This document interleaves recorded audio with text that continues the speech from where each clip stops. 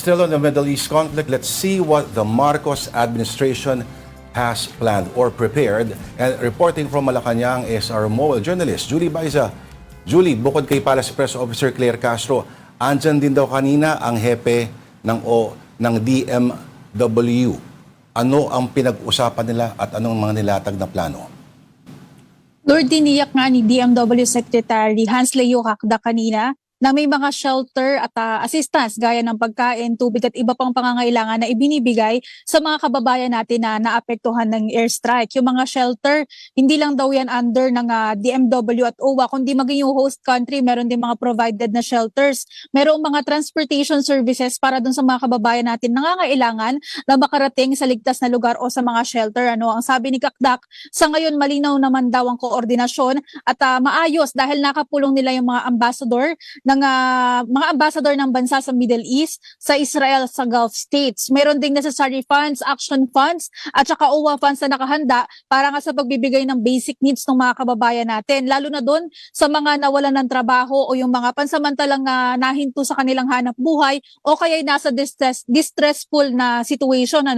So sa pinaman Lord Denise ng repatriation, may 80 hanggang 100 daw sa Dubai na humihilingan na mapauwi sa bansa. Sa ngayon, sarado pa kasi ang airspace sa Dubai, kaya yung pangako nila, mapapauwi sila at the right time. Sakaling mang magkaroon naman ng mass repatriation, handa naman daw ang pamahalaan. Sabi ni Cacdac, mahalaga daw kasi yung ginagawang in-country assistance ngayon. Natukoy na raw kasi nila yung meeting points, yung transit points at saka shelters kung saan pwedeng magtipon-tipon para ma-mobilize patungo nga sa mga exit points sakaling pupwede na. Sa ngayon, nagpadala na rin ng augmentation teams, ang DMW at saka ang OWA sa mga lugar na posibleng ngang magkaroon ng transit activities. Kasabay nito, iniulat din ni Cacdac kanina na meron tayong isang kababayan sa Kuwait na nagtamo ng minor injury wounds. Ang sabi ni Cacdac, nagtatrabaho siya sa isang fast food chain sa airport at nagkaroon ng minor knee injury. So sugat daw sa kanyang tuhod. Pero dahil nga hindi naman ganoon kalala, nagamot na at nakalabas na rin siya ng ospital. Okay.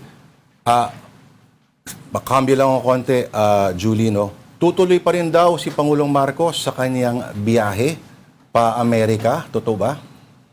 Ang sabi ni Palace Press Officer Claire Castro kanina, wala pa din daw nagbabago doon sa schedule ni Pangulong Bongbong Marcos. So March 8 to 11 yung trip ng Pangulo papuntang New York. So antabayan na natin kasi meron pa namang isang linggong lilipas, pero as of now, yun yung huling announcement ng palasyo. Okay, sa press con ba kanina, kasama ba ang mga kawani ng Department of Transportation? Kasi mukhang may matinding juggling act ang kailangan gawin ngayon, yung pagta-traffic ng mga flights sa kailangan i-divert?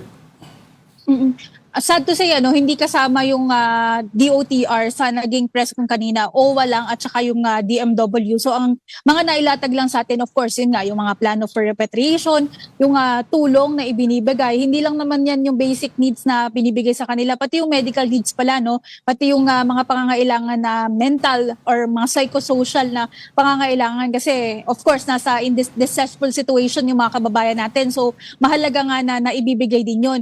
And idugtong ko na rin pala kasi hindi lang naman yung mga nandoon sa on-site kumbaga yung apektado, kundi yung mga nai-stranded din. For example, meron tayo mga Pinoy, mga kababayan na around 768 sa Terminals 1 and 3 na papunta sana sa Middle East. Ang sabi ng OWA kanina, natulungan na raw sila mula sa Visayas at Mindanao kasi yung karamihan at nabigyan ng temporary accommodation habang naghihintay pa nga ng flight kung uuwi man ng Visayas or ng Mindanao. So meron ng domestic travel arrangements. May mga kababayan din tayo sa Hong Kong International Airport. Napauwi na rin yung nasa 132 na Pinoy. So papunta rin sana sila ng Dubai and meron namang 33 sa Singapore. So, papunta rin ng Middle East and nakapag-provide na rin ng temporary accommodation and travel assistance. Alright. Maraming salamat sa ulat na yan ng ating mobile journal, Julie Baiza.